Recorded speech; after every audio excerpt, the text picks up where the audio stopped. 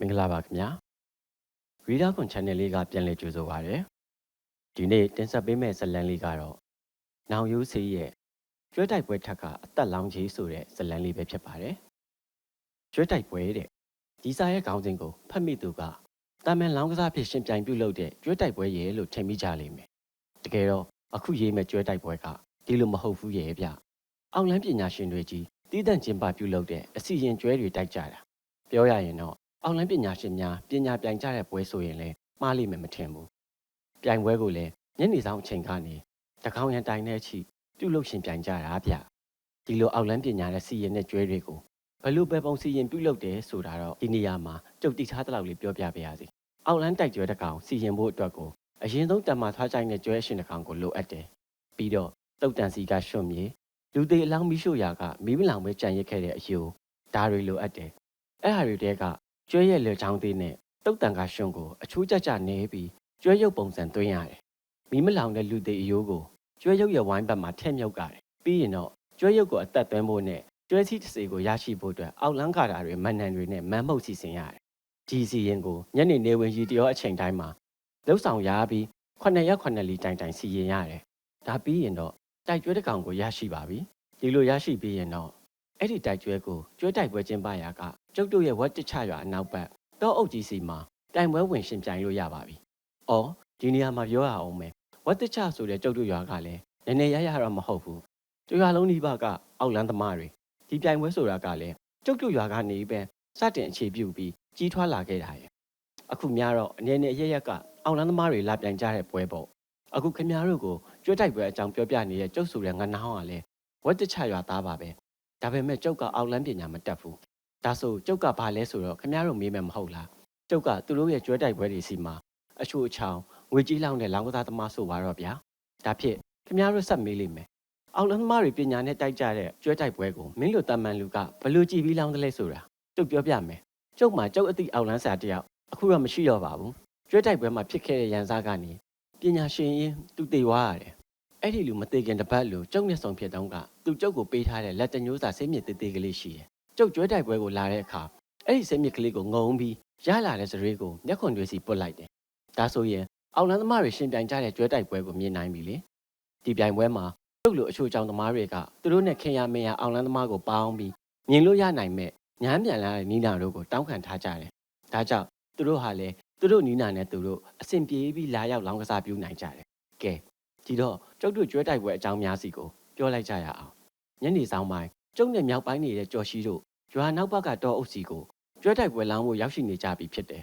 ။ကျုပ်တို့ရောက်တော့တောအုပ်ထဲကပြိုင်ပွဲပြုလုပ်ရနေရကကွင်းတဲစီမှာကျုပ်တို့လိုအချို့ကြောင့်သမားတွေကိုကျွဲတိုက်မဲ့အောက်လန်းသမားတွေပါအတော်များများရောက်နေကြပြီ။ပထမဆုံးပွဲကိုသူတို့တည်ကြတယ်။ပထမပွဲကခဏအတွင်းမှာပဲကျင်းကြီးလို့ရပြီးတိုက်ကြတယ်။ကျွဲပိုင်ရှင်2ယောက်စီးတစ်ဖက်တစ်ချက်ကနေရပ်ပြီးသူတို့ကျွဲတွေကိုမမ်းမုတ်အတွက်တင်တော့ချက်ချင်းဆိုသလိုပဲသူတို့နှစ်ဘေးစီမှာကျွဲထိန်တွေပါတဲ့ကျွဲနှစ်ကောင်ကရုပ်ခနဲပေါ်လာတယ်ဗျ။ကျွဲတွေကိုပဝါအနက်နဲ့အပြာတစားစီကြိုရီစီမှာပက်ကြတယ်။ကျုပ်ကအပြာအောင်ကျွဲကိုလောင်းချေးဝင်လိုက်တယ်။ကြော်ရှိလဲကျုပ်လိုပဲ။တစီကျွဲထိန်မြောက်ကကျွဲတွေပေါ်မှာတက်ခွာစီးထားတယ်။ကျွဲတွေကလည်းတစ်ကောင်နဲ့တစ်ကောင်ရန်လိုပြီးငှာတမုံမုတ်ခွာတစ်ရှက်ရှက်နဲ့ပြိုင်ပွဲကိုစလွတ်တာနဲ့ကျွဲထိန်တွေကသူတို့ကျွဲတွေကိုပြိုင်ပွဲအလေစ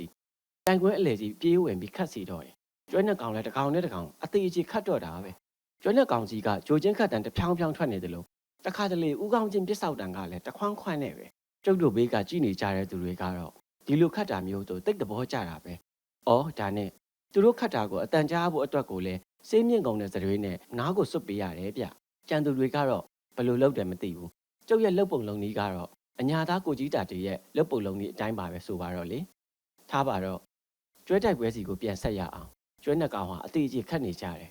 ကျွဲထိန်တွေကလည်းအပေါ်ကနေပြုံးမကြအောင်ကင်ထားကြရင်တစ်ဖက်နဲ့တစ်ဖက်ဆဲဆိုရင်ပြိုင်ဆိုင်နေကြတယ်ပြိုင်ပွဲကအကျိတ်နေပါပဲစီကန်ရတော့ကျွဲထိန်ကြရင်ကြားတဲ့ကျွဲကရှုံးရမယ်အဲ့ဒီလိုမဟုတ်ရင်တော့ကျွဲနှစ်ကောင်ဟာအသေးကြီးခတ်ကြစမ်းပဲကျုပ်တို့ကြည့်နေတော့မှတိတ်မချလိုက်ပါဘူးဗျာကျုပ်တို့လောင်းထားတဲ့ပဝါပြာနဲ့ကျွဲကတစ်ဖက်ကကျွဲကိုဂျိုချင်းလိန်ပြီးတစ်ဖက်ကျွဲအမော့မှာအောက်ကနေပင်းဆောက်လိုက်တာလဲမျိုးကိုထုတ်ချင်းခတ်ပါကောလားကျုပ်နဲ့ကြော်ရှိကတော့ပွဲဥအတွက်ကိုအနိုင်ရလို့ဝမ်းသာကျဉ်းတတ်မိကြရတယ်။စကားဆိုရှိရမလား။အစာကောင်းမှအနှောင်းသိချာဆိုတာအရာရာတိုင်းကအဆဆိုတာအရေးကြီးတယ်လေ။လောင်းကစားဆိုတာမှလည်းအဲ့ဒီလိုပဲ။အစာကောင်းတော့ငနှောင်းချမ်းသာပေါ့ဗျာ။ဟဲ့ဟဲ့ပထမပွဲပြီးတော့ဒုတိယပွဲကိုထပ်ဆက်ကြတယ်။ဒီချိန်မှာ ကျုပ်တို့လောင်းထားတဲ့ကျွဲကိုအတိုင်ထားပြီးတစ်ဖက်ကနောက်ကျွဲတစ်ကောင်နဲ့ပွဲတီတယ်ကျွဲတွေကတော့တိတဲ့အတိုင်းအစီရင်ကျွဲတွေလေဗျာဒီတော့မောပန်းနွမ်းလျားမှုမရှိဘူးဒီတော့ဘနက်ပွဲတိုက်အကျိတ်နဲ့သာတိုက်တော့ပဲပြို့ပထမပွဲကရှုံးသွားတဲ့ကျွဲရှင်ကတော့သူ့လက်ထဲကကွဲအပ်ပြီးအစီရင်အသက်မရှိတော့တဲ့ကျွဲရုပ်ကိုကိုင်းပြီးခေါင်းကိုက်စိုက်ချလို့ထွက်သွားခဲ့ပြီကျုံနဲ့ကြော်ရှိကငကိုနိုင်ရင်းရှိတဲ့ပဝါအပြာနဲ့ကျွဲကိုပဲထပ်ပြီးလောင်းချေးဝင်ကြတယ်ဒီကျွဲရဲ့ခပ်ပုံခက်လက်ကကျုပ်တို့အကြိုက်ပဲအဝင်ရဲတယ်လှင့်တယ်တစ်ချက်ဆိုတလောက်အားပါအောင်ခတ်တယ်ဒါကြောင့်လေကျွဲအစီရင်လောက်ကြသူတွေတဲကကျွဲရှင်ကိုရှာဖွေရဲ့စိုးပစ်ဆိုတဲ့ဇာကောင်းတဲ့ကျွဲမျိုးကိုပို့လို့ရှာဖွေဝယ်ယူကြတယ်တချို့ကပိုင်ရှင်ကိုရန်ရောင်းတယ်တချို့ကြတော့တခိုးစီကပြန်ဝယ်ရတယ်ကျုပ်တို့ရွာတဲကကိုရားဆိုတဲ့လူဆိုကျွဲတိုက်ပွဲအတွက်ရည်ရွယ်ပြီးကျွဲကောင်းတွေကြီးအကောင်20လောက်ကိုတီးတက်မွေးထားတတ်တယ်ဒီလိုမွေးပြီးဝယ်လဲရရင်ရောင်းကြတယ်ဒါကကျုပ်တို့နယ်မှာတော့စီးပွားရေးတစ်ခုပါပဲကျုပ်နဲ့ကျော်ရှိကတော့နောက်ပွဲဆက်နိုင်ရလို့ပျော်လုံးမကပျော်ကြတာပေါ့တတိယပွဲကိုအဲ့ဒီကျွဲနဲ့ပဲစက်တီဖြစ်တယ်ကျွဲရှင်ကကျွဲထင်းကကျွဲကအခုထိလန်းဆန်းပျော်ရွှင်နေစေပဲနောက်ပွဲဆိုင်အနိုင်ရောက်ထားတော့ထပ်နိုင်ဖို့လဲဝင်းမလေးပဲရှိနေတယ်ကျွဲတိုက်ပွဲကိုစတင်တယ်ဒီအချိန်မှာတိုင်ကွင်းတဲကိုပစိုးကွက်ထောင်းတဲ့တိုက်ပုံအင်ဂျင်အနက်ကိုဝစ်စင်ထားတဲ့လူကြီးတစ်ယောက်လွယ်အကြီးတစ်လုံးကိုလွယ်လို့ရောက်လာခဲ့တာကိုကျုပ်တတိထားမိလိုက်တယ်ကျုပ်နဲ့မျက်နှာချင်းဆိုင်ဘက်အချမ်းကနေရောက်လာလို့လဲကျုပ်လည်းဒီလူကြီးကိုတတိထားမိတာပါဒီလူကြီးကိုကျွဲတိုက်ပွဲနေရာမှာတခါမှမမြင်ဘူးတော့ညနေစိမ့်ခုမှရောက်လာသူဖြစ်လိမ့်မယ်လို့ကျုပ်တော်ယူဆလိုက်တယ်ဒီလူကြီးကဘသူ့ကောင်မှခရီးမဆိုင်ပဲကွင်းထဲခတ်နေတဲ့ကျွဲနှက်ကောင်နဲ့ကျွဲထင်းစီတွေကိုပဲအာယုံဆိုင်ပြီးကြည်နေတယ်ကျွဲနှက်ကောင်မှာကျုပ်တို့လောင်းထားတဲ့ကျွဲကပဲနိုင်မှုအရေးတာနေတယ်တစ်ဖက်ကျွဲကအနောက်ကိုစုပ်ပြေးနေပြီတစ်ချိန်မှာတော့အချိန်နဲ့ပြေးဆောက်ချလိုက်တဲ့ကျုပ်တို့လောင်းထားတဲ့ကျွဲကြောင့်တစ်ဖက်ကကျွဲဟာဖင်တိုင်ကျသွားပါကောလာ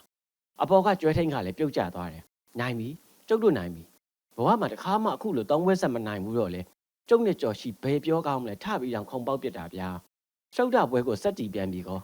ကျုပ်တို့လောင်းထားတဲ့ပဝါအပြာနဲ့ကျွဲနဲ့တခြားကျွဲပဲကျုပ်တို့အဲ့ဒီကျွဲရှင်ကိုအံ့ဩမိတယ်ဘာကြောင့်လဲဆိုတော့စဉ်းစားကြည့်လေဗျာကျုပ်တာဆိုရင်သုံးပွဲဆက်နိုင်ထားတဲ့ဒီကျွဲကိုထပ်မတိုက်တော့ပဲအနာပေးအစာကျွေးထားတော့ဖြစ်တော့မှာလေအခုတော့ကျွဲပိုင်ရှင်ကဒီလိုမဟုတ်ဘူးမညာမတာကိုတက်တက်ကြွကြွကိုပဲထပ်တိုက်ဖို့ပွဲတည်နေတယ်ဒါပေမဲ့လေသုံးပွဲဆက်နိုင်ထားတဲ့သူကျွဲနဲ့စက်ခတ်ဖို့ကပြိုင်ဘက်ကထွက်မလာဘူးအချိန်ကလည်းည9နာရီလောက်ရှိတော့မယ်တကယ်တိုက်မယ်ဆိုနောက်ထပ်9ပွဲလောက်ကအသာလေးချိန်ရသေးတယ်မဟုတ်လားကျုံနဲ့ကြော်ရှိကနိုင်ထားတာဆိုတော့ထပ်ပြီးတိုက်ရှင်နေမိတယ်နိုင်ကြီးလေးတွေလက်ထက်ပြပြဝဝစုပ်ကင်ထားတော့တွေးကြနေတယ်လေကျုပ်ဝင်တိုက်လို့ရမလားဟောကျုပ်အပေါ်မှာပြောပြခဲ့တဲ့မျက်နှာစိမ်းလူကြီးကပြိုင်ခွင်းထဲက3ပွဲဆက်တိုက်နိုင်တဲ့စိန်ခေါ်နေတဲ့ကျွဲရှင်ကိုပြောလာတယ်အနိုင်ရတဲ့ကျွဲရှင်ကလည်းဒီလူကြီးရဲ့မျက်နှာစိမ်းဆိုတာတခါလဲတတိထားမိရမယ်မတိတတိကြည့်ပြီးခင်ဗျားမှကျွဲပါလို့လားမင်းလက်ခံမှဆိုရင်ပါတာပေါ့ဒါဖြစ်လှုပ်လိုက်လေကြာသလားလို့အော်လောင်းကြီးကတော့ကြီးလိမ့်မယ်နော်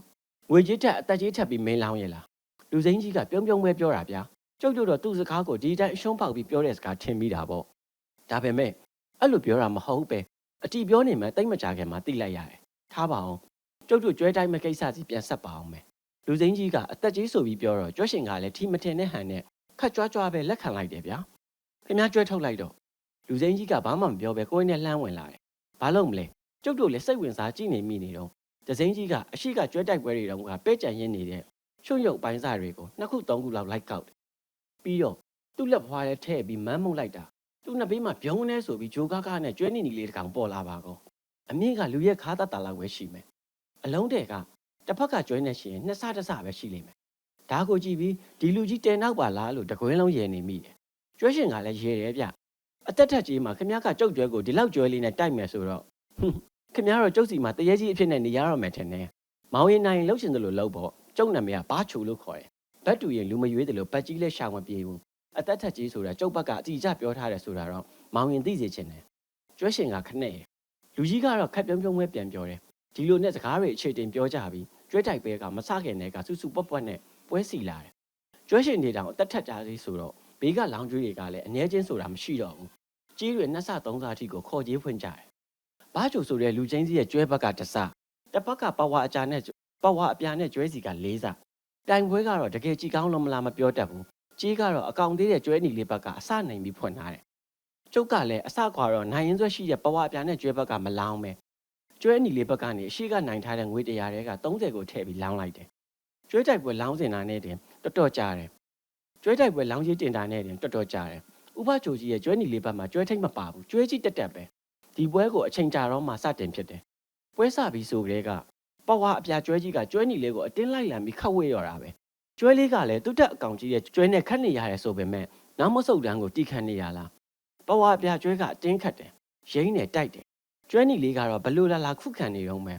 ပဝါအပြကျွဲကြီးရဲ့တိုက်စစ်ကမြန်လွန်းလို့ကျွဲနီလေးကတံပြန်ချိန်တောင်မရဘူးခုကြီးခံနေရတယ်ကျုပ်တို့တော့ဒီအခြေအနေကိုကြည်ပြီးငွေ30ပလုံပြီးပဲတွေးလိုက်မိကြတယ်ကြော်ရှိဆိုအန်တခဲခဲအစဲတပေပေနဲ့နောက်မှကျုပ်တို့သိရတာကကျွဲနီလေးကတိုက်စစ်တမင်မစင်းပဲခုခံနေတာတစ်ချိန်မှာပဝါအပြကျွဲကြီးကအပြေးတိုက်ပြီးနောက်ကိုအားယူတဲ့အနေနဲ့2 လမ်းလောက်ပြန်ဆုတ်လိုက်ချိန်မထင်မှတ်ထားပဲကျွဲနီလေးကတိုက်စစ်ကိုစတင်လိုက်တယ်ပဝါအပြကျွဲကြီးကိုအခွာမခံတော့ပဲနောက်ကနေအတင်းလိုက်ပြီးတဖြောင်းဖြောင်းနဲ့ခတ်တာမှကျွဲကြီးကမြဘလို့ကိုမှတံပြန်ချိန်မရပဲအနောက်ကိုကြီးဆုတ်ရတော့တာပဲကျွဲတိုက်ပွဲကပြောင်းပြန်ဖြစ်သွားတယ်ကျွဲနီလေးကတိုက်ပဝါအပြကျွဲကြီးကတော့မဆုတ်တန်းတော့မဟုတ်ဘူးဇက်တိုက်အနောက်ဆုတ်ရင်ခုခံပြေးနေရတယ်တစ်ချိန်မှာတော့ကျွဲနီလေးကဘယ်တစ်ချက်ရင်းဟန်ပြပြီးညာလဲလို့ပိတ်ခတ်လိုက်တာပဝါကျွဲရဲ့မွေးအောက်ကနေဂျိုပြားကိုစိုက်ဝင်ပြီးနှလုံးကနေထုတ်ချင်းခတ်ပါကောလားကျွဲနီလေးဆွဲခါရမ်းလိုက်တာအပေါ်ကကျွဲထင်းလေးပြုတ်ကျသွားတယ်ပြိုင်ပွဲမှာကျွဲနီလေးကနိုင်သွားပြီဒါပေမဲ့လည်းကျွဲနီလေးကရက်တက်မနေဘူးပြုတ်ကျနေတဲ့ကျွဲထင်းကိုဆက်ခတ်တယ်ကျွဲထင်းလည်းကျွဲနီလေးခတ်ချက်ကြောင့်ပိုက်ထုတ်ချင်းခတ်သွားတယ်ကျွဲနီလေးကအလောက်နဲ့ရက်တက်မနေပြန်ဘူးကွင်းပြင်ဘက်နားကသူ့ကျွဲရှုံးသွားလို့ဒေါသနဲ့နောင်ထားတယ်ရောပြင်းပြီးဇောတွင်းပြန်နေတဲ့ကျွဲရှင်ကိုပါအပြေးခတ်ပစ်လိုက်တယ်ကျုပ်တို့ဆိုမထင်မှန်ထားတဲ့မြင်ကွင်းကြောင့်ဟာကနေဟင်နေဖြစ်ကြရတယ်အကုန်လုံးလည်းဘာမှမလုပ်တတ်ပဲမှင်တက်နေမိကြတယ်ကျုပ်တို့တတိဝင်လာတော့ကျွဲရှင်ဟာကျွဲနီလေးရဲ့ကြိုပြားစီမှာတန်လန့်ကြီးအသက်ငင်နေခဲ့ပါပြီကျုပ်တို့လောင်းကြီးကတော့လေးစားနိုင်သွားခဲ့တယ်ဒါပေမဲ့ကျုပ်တို့မပျော်ကြဘူးဘာကြောင့်လဲဆိုတော့ဥပချိုးဆိုတဲ့ရက်ဆက်လွန်းတဲ့ဘယ်စီကရောက်လာမှမသိတဲ့လူစိမ်းကြီးကြောက်ပေါ့ဗျာကျုပ်နဲ့ကြော်ရှိလေဘဝတစ်လျှောက်လုံးဖြတ်တန်းခဲ့သမျှထဲမှာအဲ့ဒီညနေကကျွဲတိုက်ပွဲစီကိုတွားမိခဲ့တာနောင်တရမိဆုံးပဲကျွဲတိုက်ပွဲမှာပဝါပြာနဲ့ကျွဲကြီးကိုကျွဲနီလေးကနိုင်ပြီးတာနဲ့ပြဿနာကစတင်လာတယ်လူစိမ်းကြီးဥပချိုးနဲ့အခြားသောအောက်လန်းတွေပြဿနာအကြီးကျယ်တက်ကြပြီးစကားတွေများရင်ပညာတွေနဲ့တိုက်ကြတာဥပချိုးကအဲ့နေရာမှာနောက်ထပ်အောက်လန်း3ယောက်ကိုခက်လွယ်လွယ်ပဲတက်ဖြတ်ပြလာတယ်အကုန်လုံးဘာပြောကောင်းမလဲငြိမ်အောင်ကြရတယ်ဥပချိုးကအားလုံးကိုပြောတယ်ဒီနေ့ဒီအချိန်ဟော်ရီနေရာမှာရှိနေတဲ့လူတိုင်းမနှက်ဖြတ်မှလည်းဒီနေရာကိုအရောက်လာရမယ်ကျွဲတိုက်နေကြသူကကျုပ်ကျွဲနဲ့တိုက်ရမယ်လောင်းချေပြုသူကလည်းအရောက်လာပြီးလောင်းချေပြုရမယ်တရက်မှာကျုပ်ရဲ့ကျွဲနဲ့9ဘွဲတိတိပြန်ရမယ်ကြေးကတော့အသက်ထက်ကြီးပဲဒီတစ်နယ်လုံးကဘယ်သူမှစိတ်ပါရင်ဝင်ပြိုင်လို့ရတယ်အစကကျုပ်ဒီပွဲကိုသဘောကျလို့အပျော်တဘောနဲ့ဝင်ပြိုင်တာဂျင်းတို့မီးမစစ်ဖမစစ်များကကျုပ်ကိုစော်ကားတယ်ဒါကြောင့်ဒီကိစ္စကိုသွေးနဲ့ရှင်းမယ်မလာတဲ့လူပြက်ကွက်တဲ့သူကသွေးပွက်ပွက်အံပြီးတေးရလိမ့်မယ်ဥပချိုကဒါပဲပြောပြီးကိုင်းနဲ့ကထက်သွားတယ်ကြံရင်ခဲ့တဲ့ကျုပ်တို့မှာတော့ဥပချိုဆိုတဲ့လူကြီးကိုဘယ်သူကမှမနိုင်တာမို့ရင်တုံပန်းတုံကြံရရတာပေါ့ကျုပ်သာဆိုပြန်လာရတယ်အဲ့ဒီလူကြီးပြောတဲ့စကားနဲ့ပုံစံကြီးကိုပြန်ချမြင်ရအောင်ပြီးစက်သိန်းအောင်ထားမိရတယ်အဲ့ဒီညကကျုပ်အိတ်မပြောခဲ့ဘူးဗျာမနှက်ပြန်ကျွဲတိုက်ပွဲဆိုတာဘလို့ငရဲခန်းတွေများဖြစ်လာအောင်မလဲဆိုတာတွေးမိနေတာပေါ့ကျွဲတိုက်ပွဲကဒီနေ့ဆို3ရက်မြောက်လေပြီမနေ့တုန်းကပြိုင်ပွဲမှာအပရိသတ်များကလည်းအများသားပဲအတော်များများကအောက်လန်းပညာရှင်တွေထပ်ပါပေးဆိုတဲ့လူတွေဝင်ပြိုင်ကြတယ်ဒါပေမဲ့လည်းဥပချိုဆိုတဲ့လူကြီးကိုဘယ်သူမှမနိုင်ကြဘူးပြိုင်ပွဲ9ပွဲမှာဝင်ပြိုင်ကြတဲ့အောက်လန်းဆရာတွေအသက်နှုတ်ခံရတယ်ဥပချိုကအဲ့လူတွေကိုတစေရီအဖြစ်နဲ့သူမွေးထားတယ်လို့သိရတယ်အခုတော့ဒီကနေ့မှာတော့ထပ်ပါပေးဆိုတဲ့အောက်လန်းများဟာမနေ့တုန်းကကုန်ခဲ့မိဖို့ပညာတင်းတဲ့နဲ့သူတို့ကကြံရစ်တယ်ကျုပ်တို့မှလည်းမလာမဖြစ်လို့သွေးရန်သေးမှဆိုလို့သာလာရတာတိုင်ပွဲစီလာခြင်းစိတ်ကိုမရှိတော့ဘူးအိမ်ကထွက်လာကြတဲ့ကလေးကန်တဲ့ခြေလမ်းတွေနဲ့ကျုပ်နဲ့ကြော်ရှိတို့ထွက်လာခဲ့မိတယ်ကျွေးတိုက်ပွဲပြုလုပ်တဲ့နေရာကိုရောက်တော့ဥပချိုကြီးမရောက်သေးဘူးကြိုတင်ရောက်နေကြတဲ့အောက်လန်းအများပြားကတော့မျက်စိမျက်နှာတွေပြက်နေကြတယ်ဥပချိုကိုသူတို့မနိုင်နိုင်ဘူးဆိုတာသိနေတယ်လေပြိုင်ပွဲနားမှာလွယ်ကြီးလွယ်ထားပြီးအဝတ်စားစုပ်ပြက်ပြက်နဲ့အယူတယောက်ထိုင်နေတာကျုပ်လမ်းမြင်လိုက်တယ်ဒီယူကတော့ဘူးမသိပါမသိပဲလော်ကြစားညက်ခံရအောင်မှာပဲလို့တွေးမိတယ်တပတ်ချမ်းကလူတွေကလှုပ်လှုပ်ခက်ခက်ဖြစ်ကုန်တယ်ဥပချိုကြီးလာပြီဟဲ့အဲ့ဒီဘက်ကလူအုပ်ကြားကိုလှမ်းကြည့်လိုက်တယ်လူတွေအားလုံး share နေပဲဥပချိုကြီးကတော့သူ့ရဲ့ကျွဲနီလေးနဲ့တူခက်အေးပဲလှမ်းဝင်လာတယ်သူ့နောက်မှာအရှုံးသမားအောက်လန်းတစီတွေကခက်ကုတ်ကုတ်လိုက်လာတာကိုကျုပ်တို့မြင်ကြရတယ်ဥပချိုကတိုင်ခွင်းအလဲကိုရောက်သွားတယ်ပြီးတော့အလဲမှာရက်ပြီးဒီကနေ့လဲထုံးစံအတိုင်းပဲ9ပွဲပြိုင်မယ်တီးပြီးကြတဲ့အတိုင်းပဲလောင်းကြီးထက်သူကထက်မယ်တိုင်ပွဲဝင်သူကပြိုင်မယ်9ပွဲပြည့်အောင်မပြိုင်ရင်တော့ဒီလူတွေကလူ10ယောက်ကိုစာတိုးပြီးကျုပ်စီရင်မယ်ဘယ်သူမှစကားမဟရဲကြဘူးဥပချိုပြောတာကိုပဲရုံတငယ်မျက်လုံးများနဲ့ကြည့်မိနေကြတယ်ကဲစပြိုင်မဲ့သူထွက်ရုပ်ကြည့်တော့ဘယ်သူမှထွက်မလာကြဘူးပြိုင်ရင်လဲရှုံးဖို့ကတေးကြနေလို့ရှုံးပြီဆိုရင်လည်းအသက်ကတေခံရတော့မှလေပြိုင်မဲ့သူမရှိဘူးလားဥပချိုကထပ်ပြောတယ်ဒီတော့လူအုပ်ကြားကညောင်ကန်ရွာသားဖို့တုတ်ကအရှိတိုးထွက်လာကျုပ်ပြိုင်မယ်ဗျာဖို့တုတ်ဆိုတာသူ့အချင်းနဲ့သူပညာသင်သိရှိတဲ့အောက်လန်းတယောက်ပဲ ဖိုးထုတ်ပုံစံကသူ့ရှုံးပောင်ကိုကြိုသိနေပေမဲ့လည်းတိမ်မထူးနေမထူးရဲ့လို့ဆုံးဖြတ်ထားပုံရတယ်ဖိုးထုတ်ကကွင်းထဲကိုဝင်တယ်သူ့လက်အိတ်ထဲကနေကျွဲရုပ်ကိုထုတ်ပြီးအသက်သွင်းတယ်ဝုန်းကနေဆိုအလုံးထွက်ထားထွားနဲ့ကျွဲနဲ့ကြီးတစ်ကောင်ထွက်ပေါ်လာတယ်အေးတော်လိုက်တာအကောင်လုံးဖိုးထုတ်အတွက်စိုးရိမ်စီယူကျုံများဖြစ်နေတာကိုလိုက်ကန်းစုံမသိတဲ့အယူကလက်ခုပ်လက်ဝါးထတီးပြီးပျော်ရွှင်ခုန်ပေါက်နေတယ်သူတကာပူပန်နေကြပါရဲ့ဆိုဒီယူကတစ်မျိုးကျုပ်စိတ်ထဲအယူကိုလှမ်းကျိန်ဆဲလိုက်မိတယ်လောင်းကြီးဖွင့်တော့ကျုပ်တို့လည်းဥပချိုဘက်ကဝင်လောင်းကြတယ်မရဘူးဘယ်ချိန်တည်းကဥပချိုဘက်ကနေလောင်းကြီးဝင်ထားကြတယ်မသိဘူးကျုပ်တို့လောင်းကြီးထက်ချင်းအဲ့ဒီဘက်ကကြီးကပိတ်ပြီးဥပချိုတက်မှတ်ထားရှိတယ်သူကျွဲပွဲကိုအနိုင်ဆိုပြီးတစ်ဖက်သက်ဖိထိုးတာကိုသူမကြိုက်ဘူးတဲ့နှစ်ဖက်မျှတာပြီးလောင်းရမယ်တဲ့ကျုပ်တို့လည်းဘယ်တက်နိုင်ပါမလဲဖိုးထုတ်ဘက်ကနေလောင်းရတာပေါ့ဗျာမလောင်းလို့မှမရတာစိတ်ထဲကန်ကားထောင်းမှပြီးဖိုးထုတ်နိုင်ပါစေလို့ဆူတောင်းရတာပေါ့ဥပချိုကဖိုးထုတ်ကိုခက်အေးပဲလှမ်းကြည့်တယ်ကဲမောင်ရင်ပြိုင်ပွဲလောင်းကြီးကိုတော့တီးပြီးသားနော်ကျုပ်တီးပြီးသားပါဒါဖြစ်လဲစကြတာပေါ့ပြိုင်ပွဲကစလေပြီဖိုးထုတ်ဘက်ကတိုက်စစ်စင်ပြီးစတိုက်တယ်ကျွဲနီလေးကခုခံတယ်သုံးချိန်တိုက်ခံပြီးတဲ့နောက်မှာကျွဲနီလေးဘက်ကဖိုးထုတ်ကျွဲကိုတိုက်စစ်ပြန်ဖွင့်တယ်ဖိုးထုတ်ကျွဲကြီးချင်းနေမကောင်းဘူးကွင်းနဲ့ပတ်ပြေးတယ်အပေါ်ကကျွဲချင်းဆိုလဲပြုံးမကြအောင်မနှဲကင်နာရတယ်တိတ်မကြလိုက်ပါဘူးဗျာကျွဲနီလေးကဘဲချောင်းညာလိုက်ပြီးပရိယေနဲ့ဖိုးထုတ်ကျွဲကိုကြောင်ပိတ်လိုက်တယ်ပြီးတော့အပိုင်ပဲနင်းပြီးခတ်တော့တယ်ကျွဲချင်းကအရှင်ပြုတ်ကြတယ်ကျွဲကြီးကဝမ်းပိုက်ပေါက်ထွက်ပြီးလဲကြတယ်ကျွဲနီလေးကကျွဲချင်းကိုအပြေးခတ်တယ်နောက်ဖိုးထုတ်စီကိုပြေးဝင်ပြီးခတ်လေတယ်ဒီချိန်မှာမထက်မထားတဲ့အပြစ်ပြက်ကဖြစ်ပေါ်လာတယ်ဖိုးထုတ်နားကိုရောက်ချိန်မှာကျွဲနီလေးကရုတ်တရက်ကြီးဘုံကနေဖင်ထိုင်ရက်ကြသွားတယ်